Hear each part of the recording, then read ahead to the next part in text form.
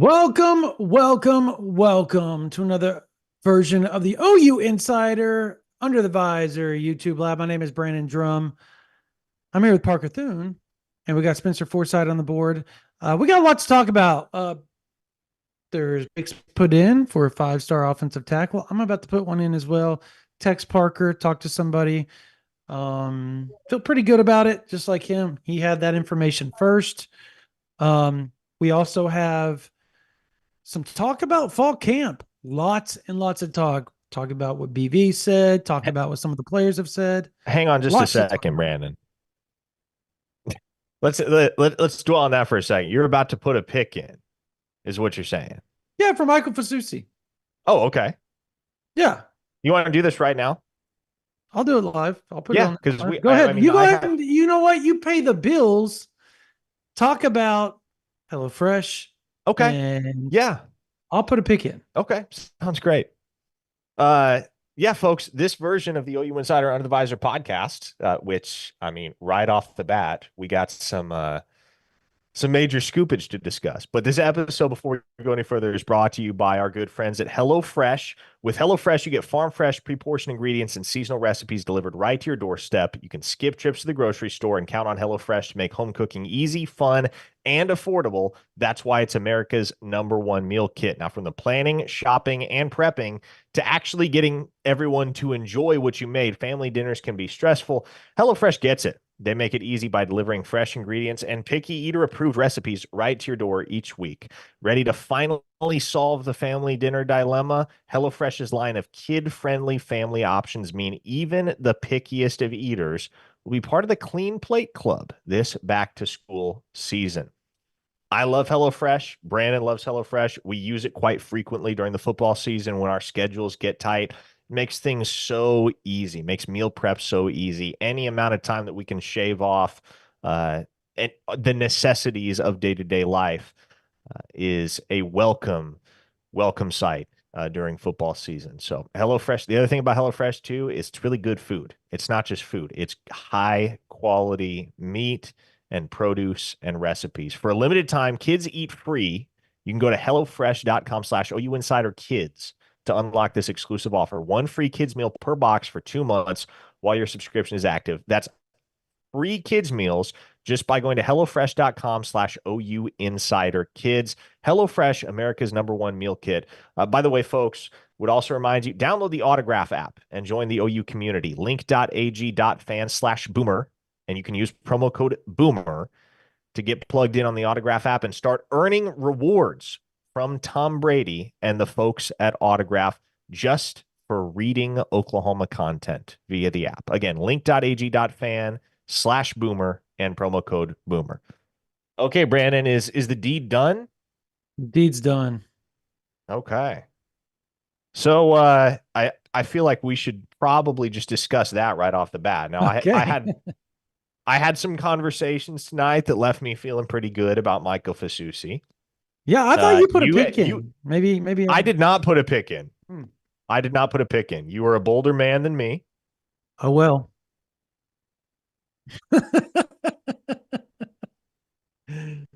I dropped them, put them on the table for everybody. Okay. Everybody got to see them. Everybody got to see them, and they were large today. Yeah, no, that's a big one. Would you care to elaborate on why the pick for Fasusi to Oklahoma? Look, for a while now, it's felt like Oklahoma has been the leader. Um, I I don't know. It sounds like everybody feels pretty good from what I talked to. There are It's weird because there's a lot of people in the industry that think it's Oklahoma, but nobody wants to put a pick in. I was looking at the picks, right? Mm-hmm. All for Fasusi, 100% Fasusi. And the last one was put in April. But you have people, I guess, saying, even the people that have picks in right now are saying it's Oklahoma. Like it's just Suckamel has reported it's Oklahoma right now. Even A&M people, it's Oklahoma, Oklahoma, Oklahoma. Now look, on Rivals, they ask you your reasoning for the pick. And I said the buzz is Oklahoma right now. It's strong. The buzz is strong, Parker. You know that. I know that. Like it's thick for Oklahoma right now. And you made I guess the analogy last night to Williams Winery, which just makes my throat drop when you say that because I put the pick in. But I don't think it's like that because even with Winery and the Oklahoma buzz, Oklahoma was the one making just um they were making up ground. Well, Texas is the one that's having to make up ground in this scenario, right? Would you agree with that? Yes. And Okay. So that's where I think it differs. And probably in a large way. Now, I by no means want anybody to think that this is 100% done. If you followed recruiting and NIL, far from done. Like they could back in there. Somebody ran Oregon could come in, and I'm not saying they're in on this.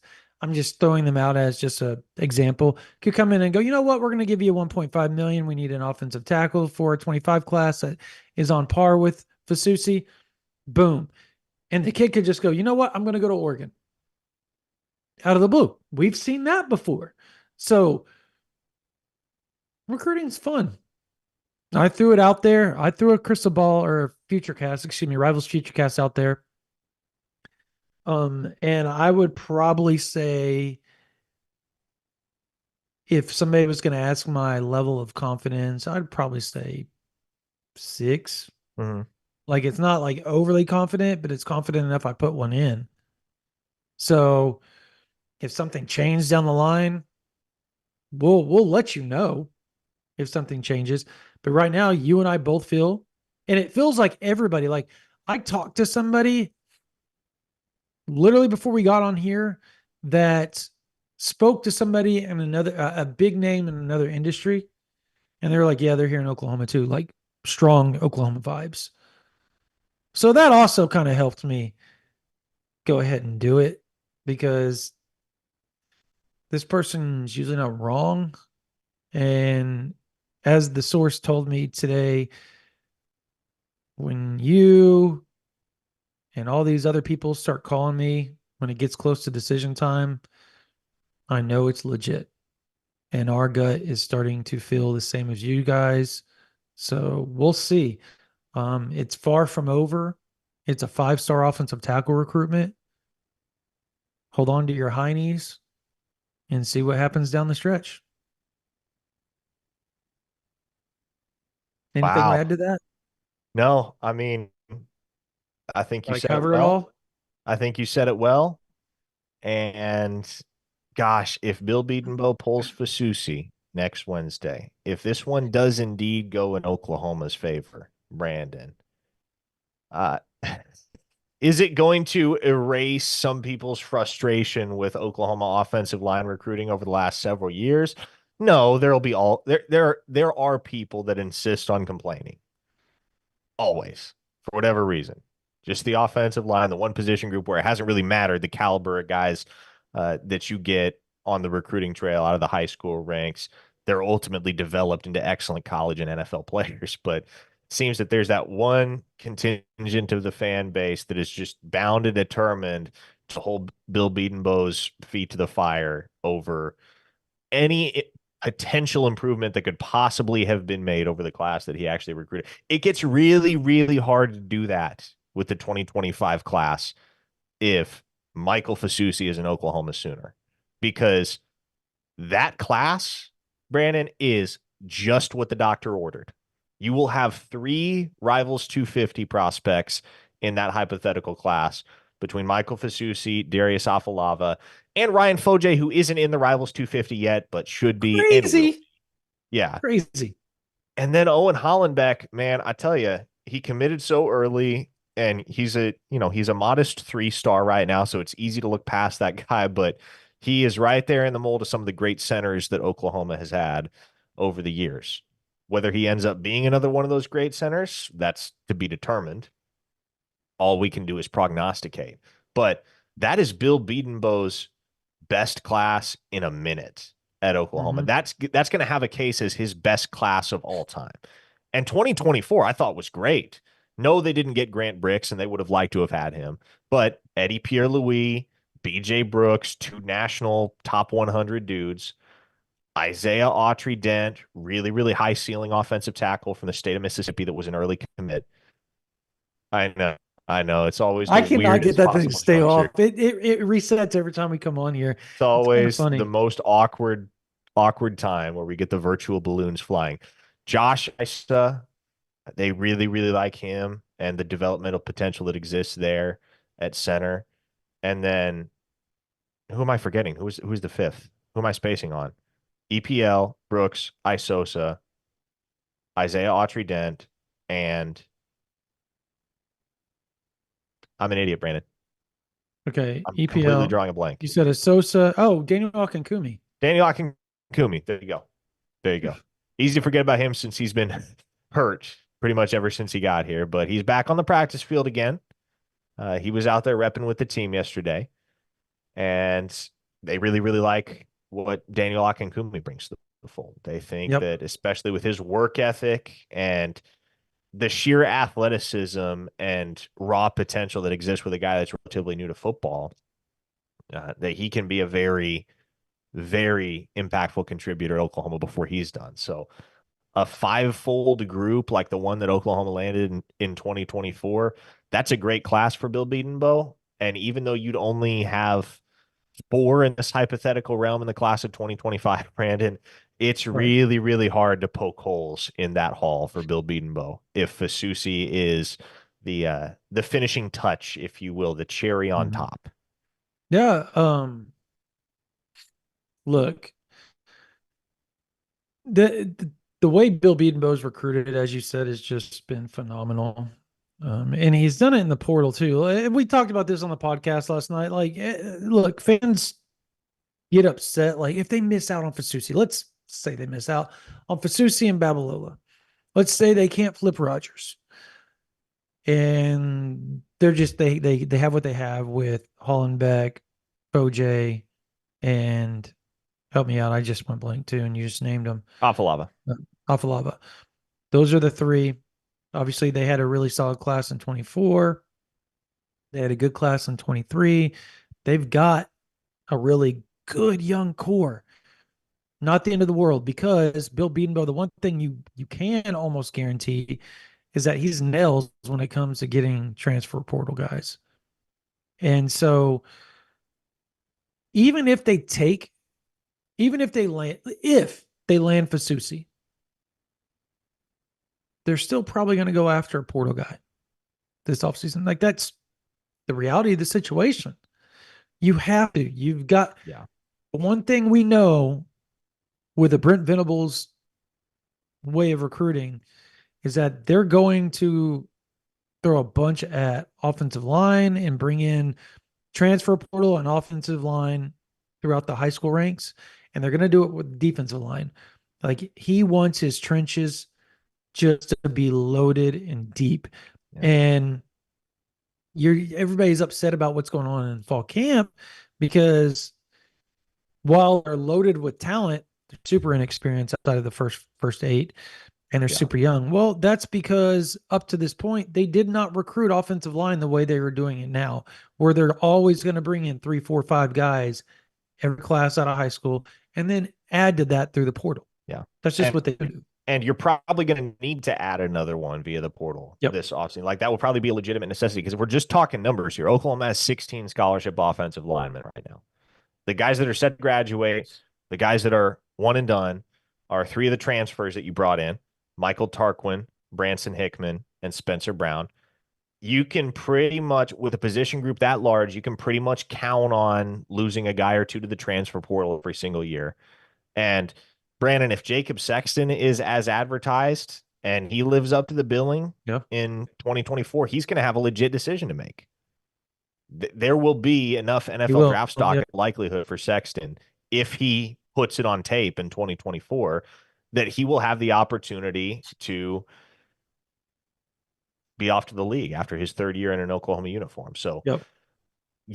I would say you're probably best case scenario down 5 linemen from your roster this year going into next year. You bring in 4, well, that enables you to go to the portal and grab an instant impact, immediate starter type guy, which again, you will probably need because the guys that I rattled off, Arquin, Hickman, Brown, and then potentially Jacob Sexton, all of those guys could very feasibly wind up in the starting lineup. And a couple of them, Hickman and Sexton, are obviously sharpied into the starting lineup for 2024. Yeah, it's look, Sexton's going to be one of those guys that, and we've heard it. We've heard it for years since he was a freshman. Like, this is the next guy. This is the next guy. Obviously, Guyton came in and changed Sexton being the next guy behind Anton Harrison, but Sexton has all the ability in the world. They really think that Logan Hallen has all the ability in the world to be a really big time offensive tackle down the road. I by no means, they think Jake Taylor has a chance to be just a really good hybrid guy. He can play both. Tarquin the same. So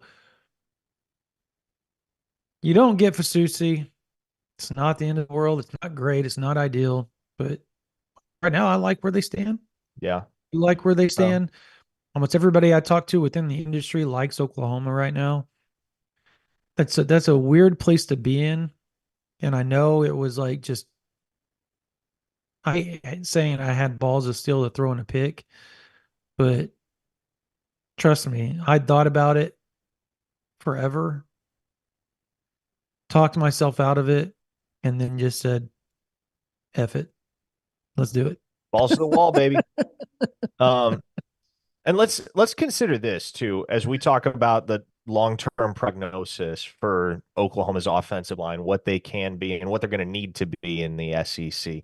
I think what's really what part of what has people so intrigued with Michael Hawkins and what he's done on the practice field is there's a dimension to his game that doesn't exist with any of the other quarterbacks on Oklahoma's roster right now, and it's because that speed, that athleticism, that escapability. Not to say the other guys don't have it, but Hawkins has it at a higher degree than most of those other guys. So if you're looking ahead to like 2026, for instance, where you'd presume Jackson Arnold is off to the NFL by that point, and quarterback controversy or no quarterback controversy, you kind of expect 2026, like Michael Hawkins is your starting quarterback at that point. Yep. The important thing to understand about Michael Hawkins, and this may be part of why he was never really considered in the same breath as the elite of the elites in the 2024 recruiting class at quarterback, guys like DJ Lagway, Dylan Raiola, Julian Saint, etc. He's never played with a half decent offensive line at Allen or Frisco Emerson. He is well accustomed to operating under duress. And so once Oklahoma really gets settled in the SEC and it is Hawkins' time, and then you project beyond that, Kevin Sperry, Jay O'Neal, whoever it might be, but if by 2026 that defense is firing on all cylinders and Hawkins is your starting quarterback, that offense has the chance to be truly prolific Mm-hmm. because he's not going to need an elite offensive line to produce at a high level, to create off script in remarkable ways and be able to effectively lead the Oklahoma offense down the field on scoring drive after scoring drive. And if you give him a solid offensive line, which Bill Bedenbaugh is going to do, man, how much easier does that make life for him? So, yeah, I think in 2024, if healthy, this offensive line is going to factor significantly into how many games Oklahoma wins. Like the health is going to be paramount, and how they gel is going to be paramount if Oklahoma wants to win football games and compete in the SEC. But man, I can't help but just be very, very excited long term as I look 2-3 years down the road with the direction of this program, the way that they are recruiting, the way that they are accumulating depth on both sides of the ball, and some of those dudes that you expect to be key contributors down the line, not only Michael Hawkins, but a guy like Taylor Tatum, a guy like Michael Boganowski, a guy like Zion Reagans. Man, Oklahoma could be a really fun football team in 2024, but this is not where this program's going to peak under Brent Venables. And that should be very exciting to Oklahoma football fans. Absolutely. Look, if you guys want us to respond or anything, that the easiest way, and look, it takes like $1, or you can do 5, 10, 20, it doesn't matter. The super chat over there, it'll bump everything up to the top for us. We can see it a lot easier. And it's not because we want money. It's just because you got to see it from our perspective while we're talking. There's like 1,000 comments going at once. So if you really have a question that you want answered, you can throw in a super chat and it'll easily get seen, and we will get to that as quickly as we possibly can. Doesn't mean we're not going to read questions, because we are going to try to sift through here and read questions. But as Parker and I bounce off each other, it's hard for us to do something like that. And so we're trying our best to get within the chat and answer y'all's questions and talk. But I'm just throwing that out there to you guys. Also, I just threw up it's an abridged version of notes, but it was a lot of notes still for an abridged version on the scrimmage today. Yes, Oklahoma held a scrimmage today, and it's over there on OU Insider VIP. Look, right now is the best time to do it. If you're a college student, all you have to do is email us at ouinsider@rivals.com, and we will email you back a promo code. You get us for $11.95 for a whole year. 1 year, $11.95, not even $1 a month averaged out. If you're an everyday OU fan, and it doesn't, by the way, it doesn't matter what college you go to. All you have to do is have an .edu. If you have a .edu and you email us at ouinsider@rivals.com, we will email you back with a promo code that you can go to OU Insider, sign up, and you only pay $11.95, and you get to be with us for a whole year. Everyday OU fans, the working class, like you, like me, like everybody, right now, promo code SCC24, all caps, SCC24. $24 gets you OU Insider for a whole year. It's regularly $99.95. That's $75 off. $75 off. It's 75% off, ironically, $75 off. So right now is the best time to do it. It ends 11 p.m. on Friday. And I got to tell you, OU fans are awesome, because we've had several hundred sign up in the last 2 days. I want to give props to you guys and formally thank you. Like, it's what you guys have done is more than awesome. But again, promo code SCC, all caps, SCC24, and you get us for $24 for a whole year. All you have to do is go to ouinsider.com. You sign up for free, put that in the promo code. It'll say, look, 75% off. Bam. You get us for a whole year. Again, SCC24, all caps, SCC24. $24 will get you OU Insider for a whole year. That's $75 off, 70% off, 75% off the original price of $99.95. And it ends at Friday, August 16th, 11 p.m. So hurry, hurry, hurry. All We right, love Parker. our community, and it just keeps We getting do. bigger at ouinsider.com, Yes. which is great. It's a wholesome community. We have a lot of fun. We keep it civil. We have obviously great intel over there for folks to interact with. And Yeah. always a fun time, never a dull day on the ouinsider.com. Parker has predictions for 26, by the way. I do. I dropped my initial 2026 class prediction the other day. Like, it's way early, so I use I Pretty add a awesome disclaimer. class. Yeah, I add a disclaimer at the beginning of every one of my inaugural class predictions saying, hey, look, don't expect too high of a hit rate here, because there will be guys that Oklahoma evals and offers down the I line don't that know, aren't even on the bro. radar at this I point. remember you and I But did that one time, and we saw which ones we hit and which ones we missed on. I think yeah, we both were like 84%. And we did it like 9 months in interesting. I advance. was looking back at my inaugural class of 2025 predictions from last year. I had Desan Brame and Nate Roberts in the class. which at the time seemed likely. Sounded good. Now, Yep. not so much. But what was interesting was, and it was kind of a shot in the dark at the time, like the intel wasn't super strong on either of the guys at that point, and one of them, and you'll know who I'm referring to, wasn't a nationally coveted recruit yet, but I had both Michael Fasusi and Andrew Babalola in my mock class, my very first mock class for 2025. I think I did too, bro. I think I Yeah. did too. If you're going 1 for 2, if that's the case with those two, jeez. Like Yeah. who's gonna But gripe at you for that? that piece is up at OUinsider.com, gives you a real in-depth look at some of the guys that Oklahoma has some early buzz for in the 2026 class. I think that's going to be another really good one for Bill Bedenbaugh. That's what stands out to me. A lot of dudes in the 2026 class, really, really warm, really early on Oklahoma, including a guy that might be my absolute favorite offensive tackle prospect in the 26 class, and that's Felix Ojo from Hmm. Mansfield, Texas, Lake Ridge High School. I have long said that Fasusi was the best offensive tackle prospect in the 26 class or the 25 class, excuse me. I think it might be Ojo in 26. We'll have to watch and see what he puts up on that junior tape. But that's a guy that's been to Oklahoma 3 times this calendar year, loves him some Bill Bedenbaugh, and the vibes are strong early between him and the Sooners. So again, I got scrimmage notes up. There's scrimmage notes from last week too. If you missed out on that and you don't have it, those are up there as well. Scrimmage notes from Saturday, scrimmage notes from this Wednesday. There may or may not be a scrimmage this Saturday. They're trying to decide. I'll explain why. And I got another batch of scrimmage notes coming that's going to be even more thorough. I'll know you insider for late tonight or tomorrow.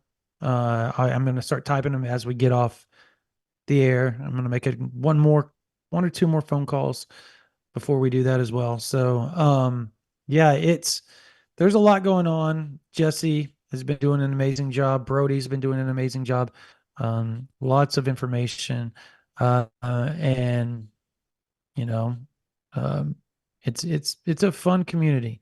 There's a VIP chat going on too. So if you have questions for that. All right, let's get to these super chats. Rick Bigger, 9.99. Thank you so much for the first one. Is Jake Roberts going to take a backseat to Bowers Sharp? Is Bowers Sharp that good? Backseat would be, I guess, I think that would be an over exaggerated term. They're two different tight ends, so they play a different type of game. Jake Roberts is more like, look, he can line up as a split out in the slot or at the Y, essentially what the tight end is in the spread offense. He can line up, but he also is really good at inline blocking. He's really good at being that big, strong, physical tight end, short yardage, goal line guy that you can use as a mismatch on the goal line. He's that type of guy. Bauer Sharp is your token Mark Andrews, your token Calcaterra, Braden Willis, even 2020, 2021 version of Austin Stogner type of guy that is going to get open, is going to make plays after the catch, is going to be that guy that you're going to use in a down in and down out basis. He's also really smart, being a former quarterback. So he provides a lot of interesting things they can do with it. I'm calling it. I feel a reverse pass with him at some point during the season. I think you're totally missing the boat if you don't use his arm. He was a college quarterback. Use it. I would love to see that. But yeah, I don't think taking a back seat at all. Jacob Matthews, thank you so much for the 1999. And thank you for the super chat, man. I know you're always on here. We really appreciate you. Sorry for the off-topic question, but my wife is from Florida and has never been to an OU game. Should we go to the cheap potential blowout games like Temple or a pricier game like Bama that we might lose? Always go to the pricier one. Always go to the bigger game.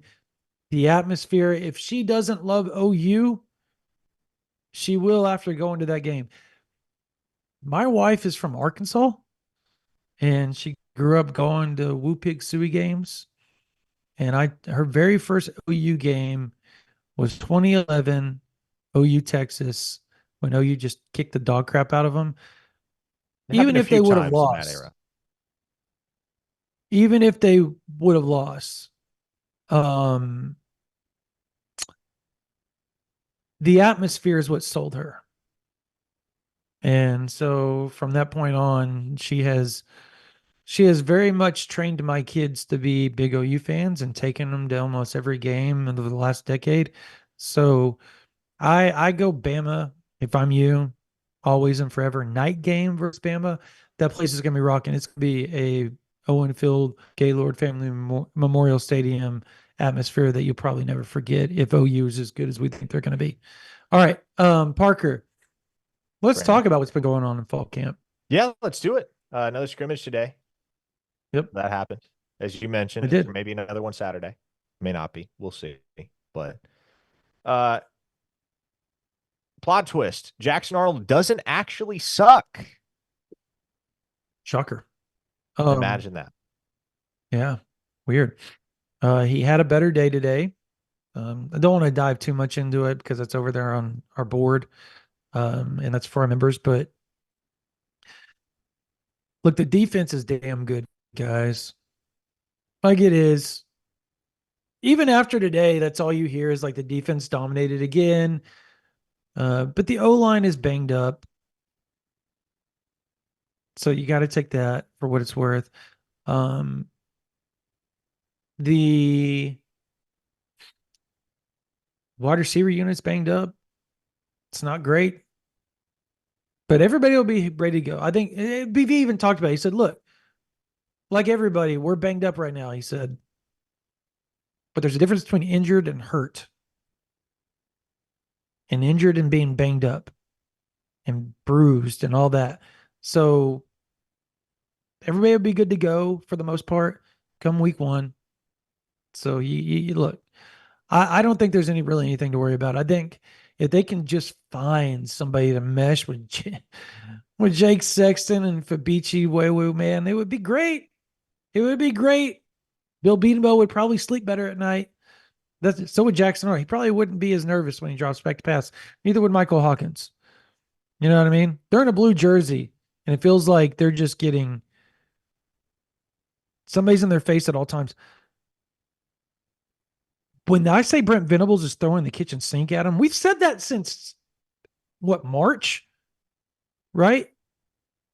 They are literally throwing the kitchen sink, not like an actual kitchen sink, but like they're running stunts. Oh, I I thought you had meant an a, I'm actual gonna, I'm kitchen gonna, sink. I'm gonna actually use a quote that was quoted to me today, and it's hilarious.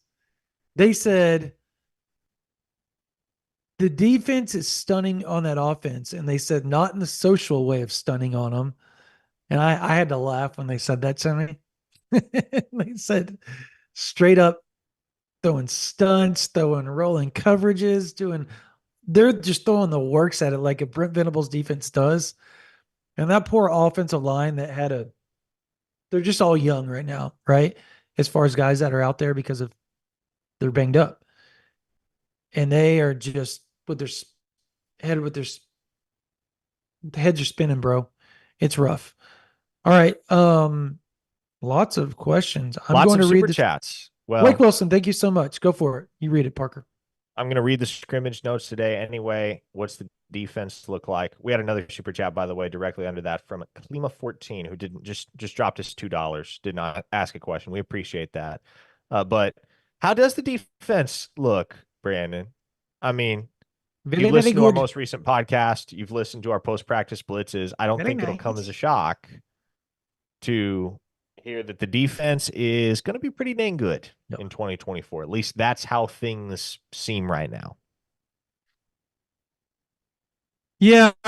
Oh man, Sandman 23, the Texas guy's in here, bro. Last I heard, let me give it to you straight, homie. Quinn Ewers has not had a great fall camp either, and neither has Arch Manning if you go read people. So I would reel in the crap talking. Fun fact, Oklahoma's third string quarterback had more touchdown passes for the University of Texas in 2021 than Quinn Ewers has had in either of his 2 seasons as the starting quarterback at the University of Texas. So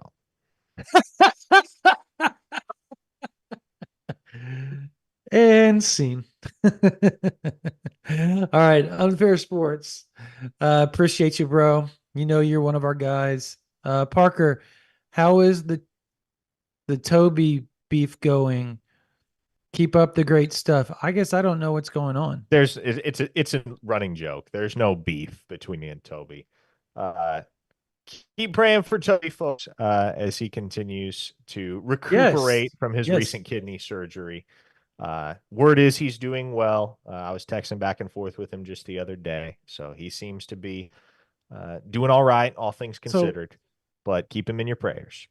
yes, please do. I'm gonna have and it's not a joke about Toby at all. So I grew up with one of my really close friends had one kidney, and he still does to this day. You know what his nickname was? What? We had a nickname for him. What was it? Uno. Do tell. What? Uno. Uh-huh. Nice. Yeah, one can- yeah. Yeah. Uh-huh. No, I mean dead serious. We call him Uno. So, all right, Um, go ahead. Eric Cooper threw us 20 bucks as well. Appreciate you, Coop. He said 20 days till talking season is over. Or wait, it wasn't 20 days. I got my numbers mixed up. 16 days till talking season is over. Keep it going, guys. Yep. Oklahoma opens up 16 days from today, August 30th against Temple. There any let me take that and spin it into a question, Brandon. You feel like there are any major questions, whether depth chart or otherwise, that need to be answered before Oklahoma takes the field in the opener, or in your mind, is everything Ooh. pretty settled? Ooh. I think, mm, well, yeah. Who's going to start next to Danny Stutzman at linebacker? We think it's going to be Kip Lewis, right? We Yes. feel it's going to be Kip, but Lewis Carter's been pretty good. Um, what about Cheetah? Is it 100% Kendall Dolby? Oh, it's Kendall Dolby. Yeah. Okay. I guess, well, you said depth chart. Who backs him up? Mm. Venables said there's That, 9 guys that can play there. I think that probably was to an extent tongue in cheek, but I also think it's probably not far from the truth, and that Correct. Oklahoma has a ton of dudes that could slide in there at Cheetah if need be. Um, I don't know, man, like it's looking like Peyton Bowen's going to start at that other safety spot, He right? is Like, right now. Yes. so if you have Billy Bowman and Peyton Bowen, because my thought was, okay, Bowen's kind of your third safety, and you see quite a bit of him at Cheetah too. But uh, if Bowen ends up starting at that other safety spot, then I think the guy that could spell Dolby at Cheetah, my first choice would probably be Samuel Masigo, but maybe you start to see some Reggie Powers at that spot as Yeah. well. I don't think that's far fetched. So I think that would be a pretty good look for Oklahoma. I would probably agree with you on those two.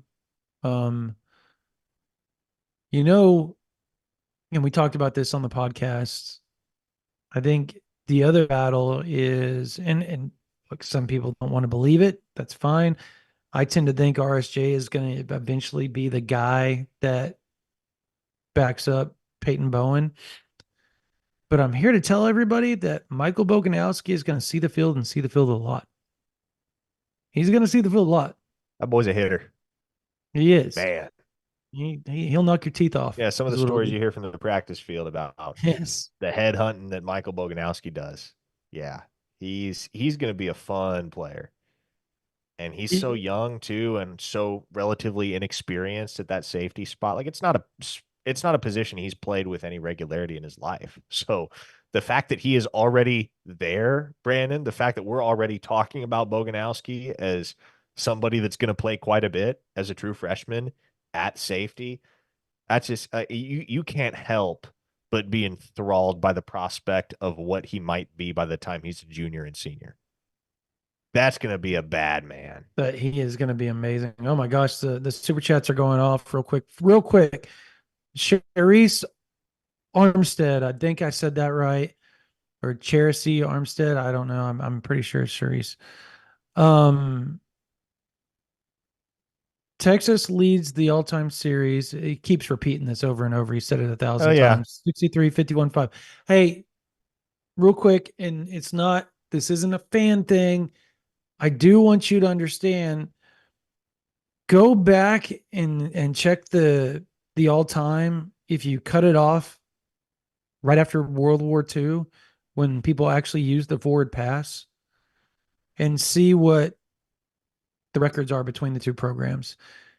You can get back, go count it up, get back to us, and I'll bet he doesn't come back, but come back, come back. And we do appreciate you watching though. Thank you so much. All A right. uh, a We got a bunch listener, of super chat. yeah, a viewer by the name of Bagman asked Broderick Scholl, an offensive lineman from Bixby High School, never got an OU offer. Why is that? The kid has similar length and size as Rogers. Look, I can't tell you why, other than I don't know Bill why. Beatonbow just didn't love Mhm. Broderick Scholl.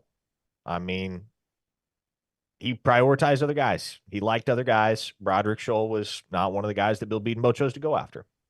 And look, I don't claim to be inside the mind of Bill Beatonbow and understand all of the things that he sees or doesn't see or thinks and doesn't think. But if Bill Beatonbow is not willing to pull the trigger on a guy, I would say that based on what Bill Beatonbow has done during his tenure as Oklahoma's offensive line coach, you'd tend to trust that his evaluations are going to be pretty spot on. Mhm. I would agree. He's been really good at evaluating. He's, I mean, when you go and you look at what Ben Powers, he was a two-star JUCO guy that nobody really wanted, and he loved him and thought he was going to be something special. And yeah, he was right.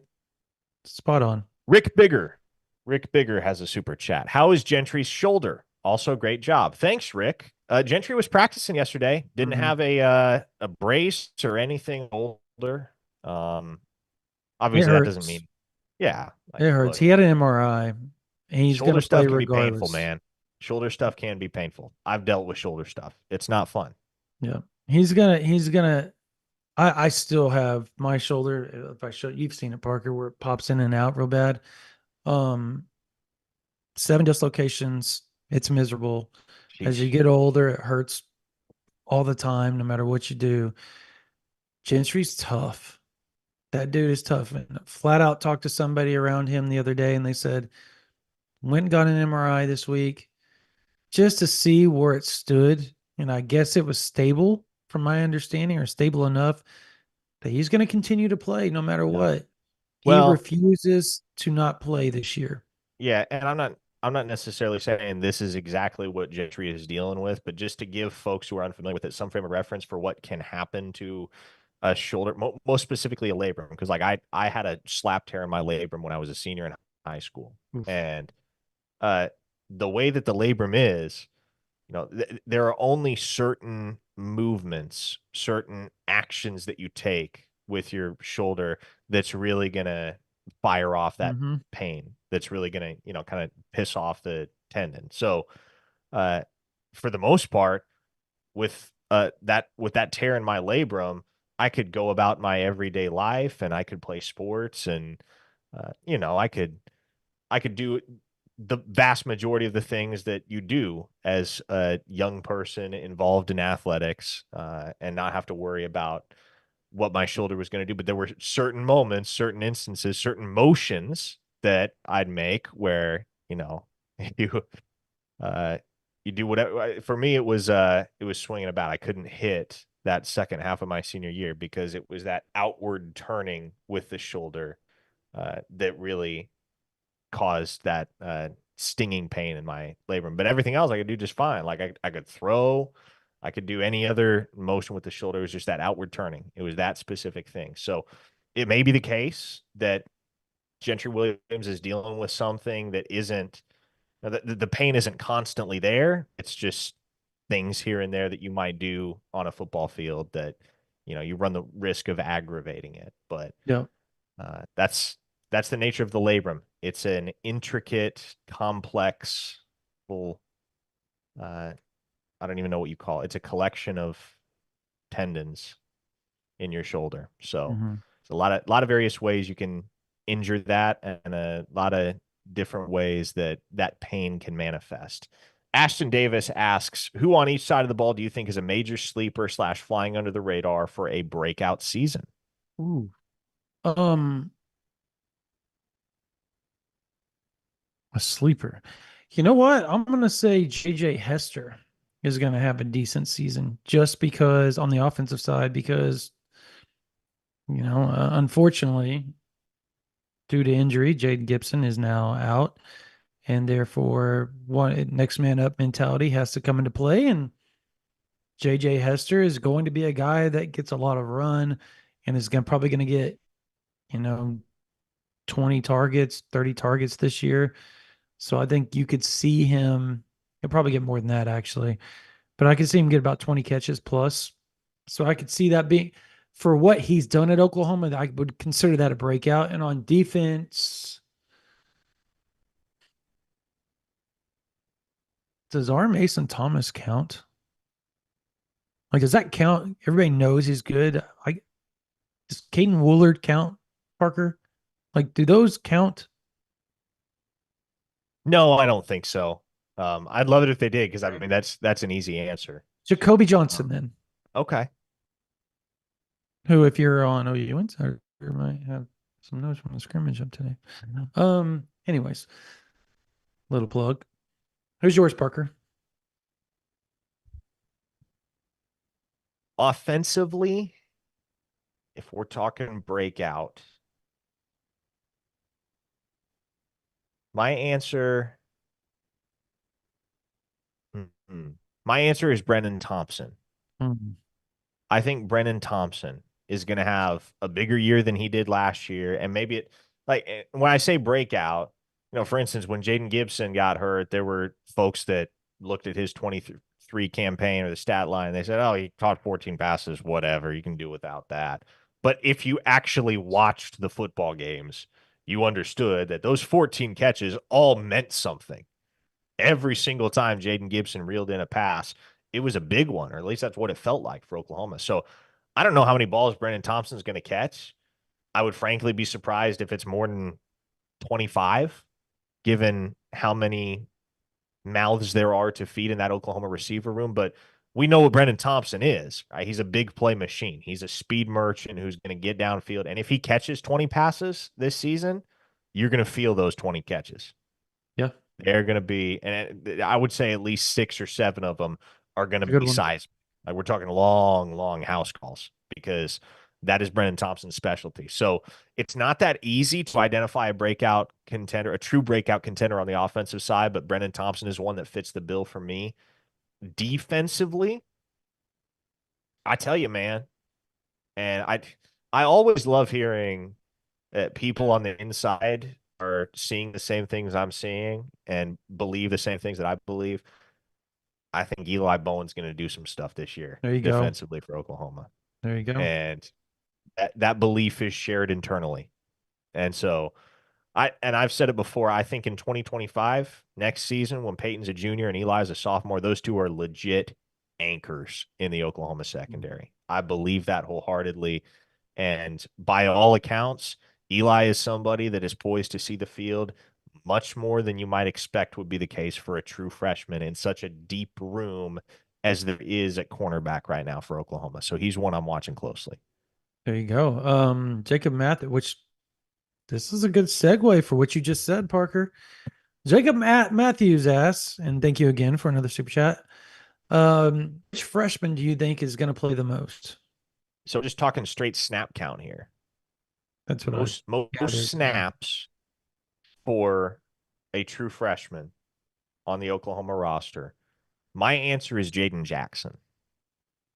I think he is the one that sees the most snaps because, yeah, I think you're going to see Eli Bowen. I think you'll Taylor see quite a Tatum. bit of Taylor Tatum. You'll see David Stone, but Jaden Jackson, to me, with how often you're going to need to rotate defensive tackles and how often Oklahoma historically does rotate defensive tackles, even if Jaden Jackson is a second team, which I think he will be, because I would expect it'll be Dominic Williams and DJ Terry on the front line in the starting lineup for Oklahoma. But there's going to be a lot of reps for a second team defensive tackle. There always are. And I think Jaden Jackson is a safe bet right now to be on that second team at defensive tackle. So I think that is where the What safe what money if lies.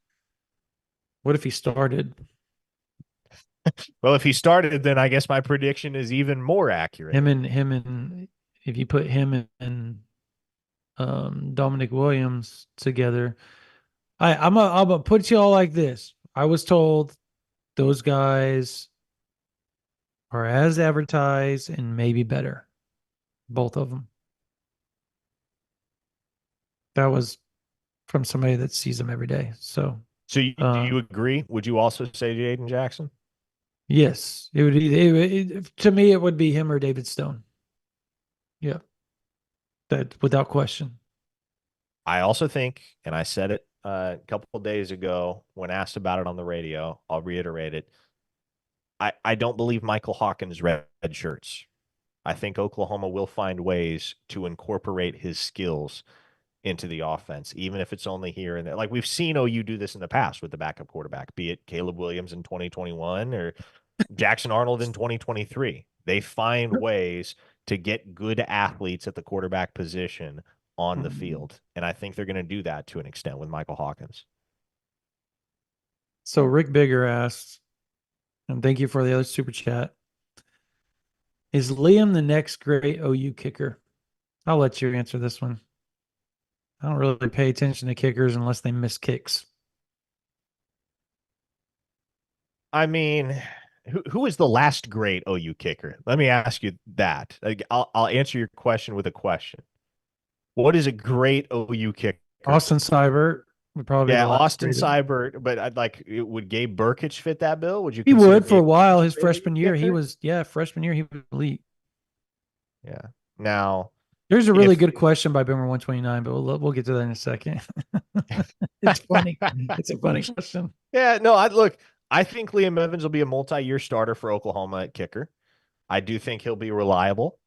I do think that Austin Seibert was a 4-year starter, right? So there might not be another kicker at Oklahoma for a long, long time that has the kind of career that Austin Seibert has. Because these days, I mean, the way that it is for kickers, you saw this with Cam Little last year at Arkansas. If you start from your freshman year at kicker and you have 3 really consistent, really solid years where you demonstrate accuracy and range, you can go get drafted. Yeah. You can. And so there might not be another kicker for quite a while at Oklahoma that mirrors Austin Seibert's career, but I do think Oklahoma got a really, really good one in Liam Evans. I don't know what point he becomes your starting kicker, but that is going to be a nice answer to the predicament at Oklahoma whenever his time comes, because the kicker situation has obviously been somewhat unstable the last several years. I think Liam Evans will probably be able to put an end to that. Okay. Boomer 129 asks, which one of you would last longer if suited up at an OU practice, Brandon or Parker? You can answer that or shy. You can go ahead. I'm taking myself. Maybe that's You the should. You should. You should. maybe that's a selfish answer, but I think I could make it longer. I don't know for how long, but If I, I bet I, let's say that, okay, 20, how you're 25, right? yeah, 25-year-old Brandon versus 25-year-old Parker. I'll give you that one. Okay. It's an unfair advantage consider I did it. Not at OU, but like I did. That's unfair. So, um, yeah, probably Parker. I would say right now. I don't know. I think last year me would definitely not make it. I think I weighed 211 pounds this morning. So, There you go. I could go yeah. run some crisp routes out there. I'm not going over the middle because I'm not about to get knocked the hell out by Michael Boganowski. Well, But Josh Sosa thinks that I win. So how about that? really, Yes. Thank you, wow, brother. what is he doing? Don't you have homework? No, I guess the semester hasn't started yet. So no, you don't. Thank you. Thank you. That's my dude right there. Thank you. uh um all right. Anyways, yeah, man. It's a pretty fun little podcast. We went a whole hour. Um Drop some major news. That we happened. did drop some major news. Yeah, there was a crystal I keep saying crystal ball. Future cast put in. Rivals is gonna kill me. Oh, Rick Bigger has another super chat. Thank you so much, man. Cyber Honey. No, I would say I'll give you Hartley and Cyber. Burkich is Honeycutt was real friends. solid for a real long time, and then Yeah, 2014 he kind was of considered tarnished. money cut. And Yeah, then Kansas 2014 State kind of happened. tarnished his And reputation. They lost that Kansas State game because of Michael Honeycutt. yeah. And Aaron J. No, Tatum is not going to be RB2. It's going to be Salchuk, Barnes. And I'm going to segue into something. Yeah. We Well, talk about that on OU Insider VIP in the scrimmage notes, actually. nice. Yeah, and Taylor Tatum's obviously limited right now, so maybe that's more of an intriguing conversation if he was 100%. But with what he's dealing with right now, you would figure it is Sawchuk Yeah. and Barnes to start the season 1-2 in the backfield. Now, listen, who knows whether that holds up? Because historically speaking, the backfield picture in Week 1 generally does not mirror the backfield picture come the end of the season. So that is very subject to change. Mark Nature was the starter at running back last year for Oklahoma in Week 1. So much can change. Much will change. But I think it's a pretty safe bet that it's going to be Sawchuk and Barnes. Yeah, I think so too. I think both are having a phenomenal fall camp. And out of the offensive guys, if you really want to, uh, somebody said something. If out of the offense, like those guys, everybody always keeps talking about those two running backs. So I think that is, you take that and you think, okay, well, it sounds you're starting to get the Cheez-It Bowl vibes a little bit if they can really start to bring that thing back. Robert Welliger says, Brandon, I hear your neighbor uh, Robinson is looking good. He's doing okay. He's doing okay right now. He's working hard. Um, and those that don't know, talking about Xavier Robinson, um, he's lost a lot of weight, but he looks good. Like he's a good like 225. Like looks solid. Looks like he's worked very very hard to get down to that, and he looks trimmed up. Parker, I did not recognize him. He drove by one day and honked, and I felt like the biggest jerk. I've seen that car a million times. I've walked over and talked to him when he pulls up right next to my mailbox and yells at me. And I looked at him. My wife about wanted to slap me because I turned and looked and just kind of walked away. She goes, you just did that to Xavier. That was so mean because I didn't recognize him. He's lost that much weight. That was the first time I'd ever seen him since he went to Oklahoma and he'd come back. Smitty was getting him right, dude. He looks good. Would you be surprised if he was somebody they threw in there on a 4th and 1, like, or 3rd and 1 throughout the season to be kind of the big back guy just to get the yardage?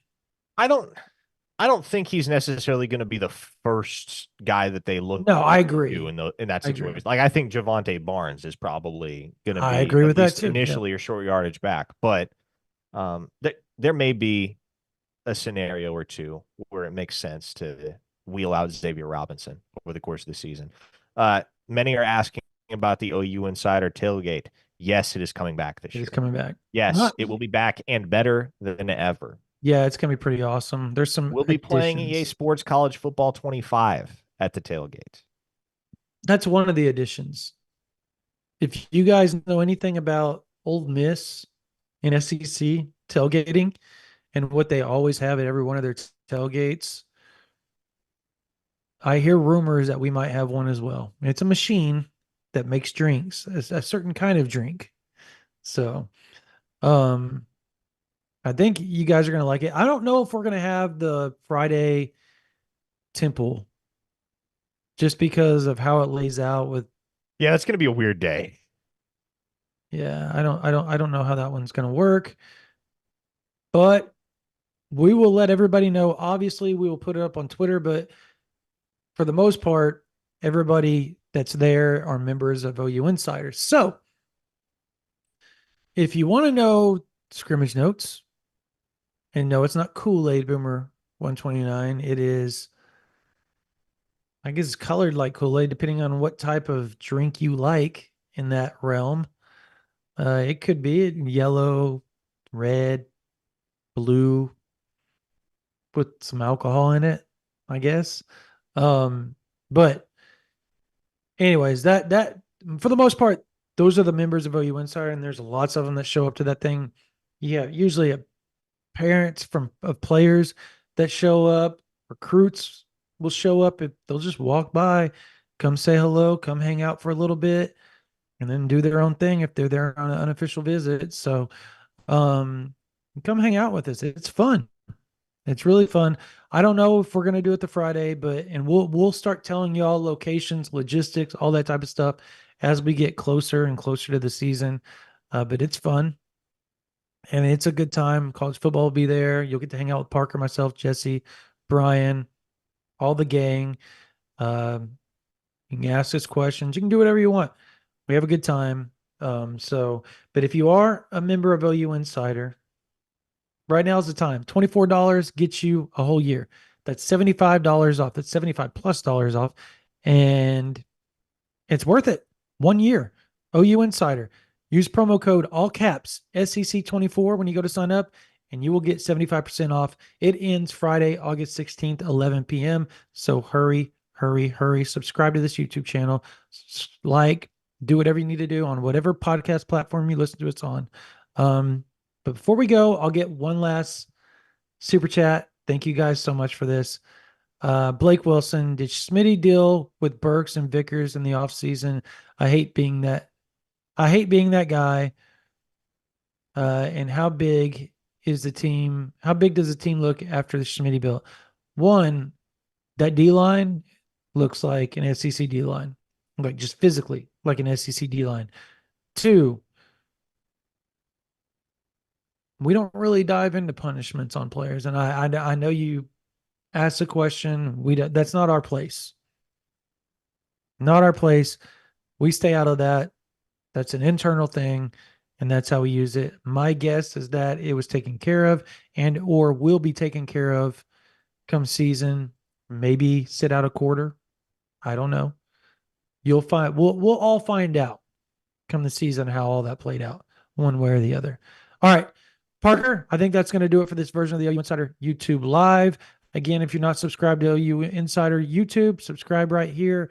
You see it, like, hit the notification button. We drop all sorts of stuff on here every day. There's a podcast, there's a video, there's a post-practice blitz, there's a quick slant with Jesse and Parker. There's the Oklahoma drill. There's all sorts of stuff that goes on. So make sure that you subscribe to this YouTube. Make sure you go to OU Insider, use the promo code SEC24, all caps, to get 75% off to get a whole year, because that ends August 16th at 11 p.m. So hurry, hurry, hurry. $24. It's usually $99.95. $24 will get you a whole year. It's worth it. I promise you, hundreds have already done it. We thank you, OU fans. You guys rock. We're so blessed to have you guys a part of our OU Insider community. And if you're a college student, email us, ouinsider@rivals.com. We will send you a promo code to get OU Insider for a whole year for $11.95. Doesn't matter what school you go to, as long as you have a .edu and you email us from that .edu, you can get a Parker, UCF. I texted to you. UCF, Notre Dame, South Carolina, 4 from Texas A&M, 4 from Oklahoma State, Arkansas, Kansas State, UCLA. All those students are on OU Insider now that are big OU fans. Pretty cool. Pretty cool deal. All right. That's going to do it for this version of the OU Insider YouTube Live. My name is Brandon Drumm. For Parker Thune, for Spencer Forsythe on the board. You guys have a blessed day.